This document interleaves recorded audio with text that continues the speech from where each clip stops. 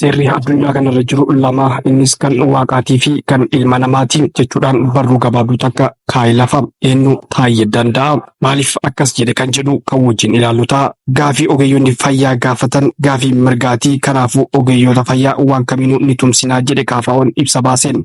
Nageenya isin gaafachuu hin irraanfanne yooyyaa harka fuunee ashamaa hordoftootaa fi kabajamtoota maatii Jiruu Miidiyaa. Nageenyi keenya bakka jirtanitti isin haa dhaqqabu isiniin jenna. Namoonni Jiruu Miidiyaadhaaf haaraa taatan yookaan sabskiraayib hin godhin sabskiraayib gochuudhaan maatii Jiruu Miidiyaa akka taatan isiniin jenna. Akkasuma laayik sheer gochuudhaan nu jajjabeessaan dhaamsa keenya.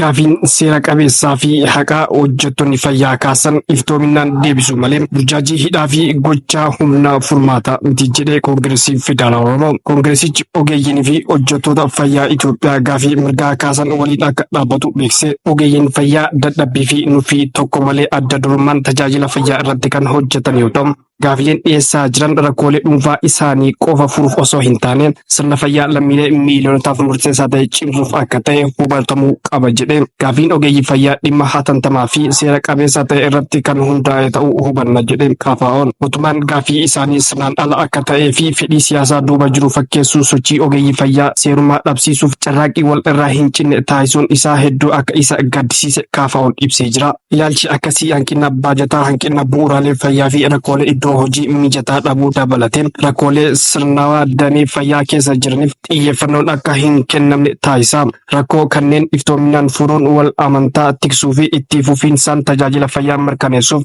barbaachisaadha jennee amanna jedhe paartii. Mootummaan bakka bu'oota ogeeyyii fayyaa waliin iftoominaan mari'atee rakkoolee kanaaf furmaata akka laatu gaafatee jira KFO'n. Waldura dhaabbannaa amma mul'atu bu'uuraan furuuf waliigaltee fi tumsa barbaachisaa ta'uu ni amannaa kan jedhe paartii. Tarkaanfii doorsisaa adabbii fi humna caalaa mala waloo hordofuun faayidaa hojjettootaas ta'ee kan uummataa caalmatti kabachiisa. Waldiddaan yeroo dheeraa fudhatu kanneenis tajaajilaa fi amantaa uummataa miidhuu danda'a jedhe. Kanarraa ka'uun KFO'n mootummaan Itoophiyaa tarkaanfilee armaan gadii atattamaan akka fudhatu gaafatee jira. Tokkoffaa, seerummaa fi haqummaa gaafii hojjettoota fayyaa hubachuu fi beekamtii kennuun, gochaa burjaajessuu fi jecha laaffisuu hidhaa fi gochaa humna ogeeyyii fayyaa irratti amma gaggeeffamaa jiru irraa akka of qusatu gaafatee jira. Lammaffaa, komiiwwan jiran furuuf bakka bu'oota hojjettoota fayyaa waliin marii hunda galeessaa fi iftoominaa qabu akka mijeessu. Sadii, mirga hojjettoonni seeraan gurmaa'uu fi sodaa tarkaanfii haaloo bahuunii fi maqaa balleessii tokko malee mirga isaaniitiif falmachuuf qaban kabajuu. Sadii, ramaddii baajataa irraa kaasee damee fayyaatiif xiyyeeffannoo barbaachisu kennuun, baajata gahaa ramaduun hojjettoota fayyaatiif kafaltii hanqummaa kafaluu, haala hojii mijataa uumuu, raabsummaa bu'uuraalee fayyaa fedhii irratti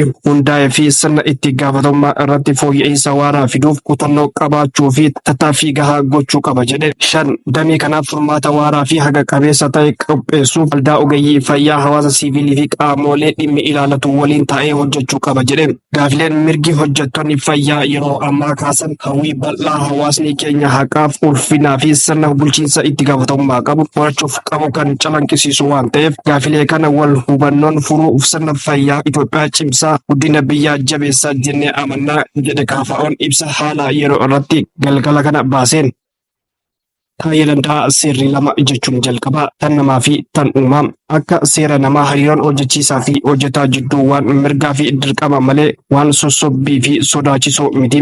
Waan mootummaa hojjechiisan tarsimoo dinagdee badaa fi piroojeektii waraanaa fufuu hordofuuf hojjetaan beelawee gatii daabboo yoo gaafatu sossobuu fi sodaachisuun gaaficha ukkaamsuuf yaaluu sirrii hin ta'u jedhe. Akka seera uumaatti ammoo sodaa fi sossobbiin beela hin dhaabu. As irratti faaruu fi gabaasni sobaa faayidaa hin qabu. Adeemsaan ammoo gaafichi kan lammiilee hundaatu ni ta'a. Booda olaantummaan kan seera uumaa waan ta'eef yerootti furmaata sirrii kennu wayya jechuudhaan goolaba. Itti baruudhaan taa'ee danda'a akkas jedha. Garuu mee mootummaan badhaasaan kun otoo nu balaaleffannu kan ormaaf gargaarsa laatee fi hawaasni addunyaallee akka nu hin gargaarreefillee badhaaneerra jedhee maal yaadeetii jechuudhaan gaafii kana kaasa. Egaa hordoftootaa fi kabajamtoota maatii Jiruu Miidiyaa, odeeffannoon ammaaf qabannee isiniif dhiyaanne hanganumaa. Odeeffannoo keenya biraatiin hamma walitti deebinutti nagaan turaa isiniin jenna. Namoonni Jiruu Miidiyaadhaaf haaraa taatan yookaan sabskiraayib hin godhin sabskiraayib gochuudhaan maatii Jiruu Miidiyaa akka taatan akkasuma laayik sheer gochuudhaan nu jajjabeessaan dhaamsa keenya waan nu wajjin turtaniif galatoomaa ulfaadhaa.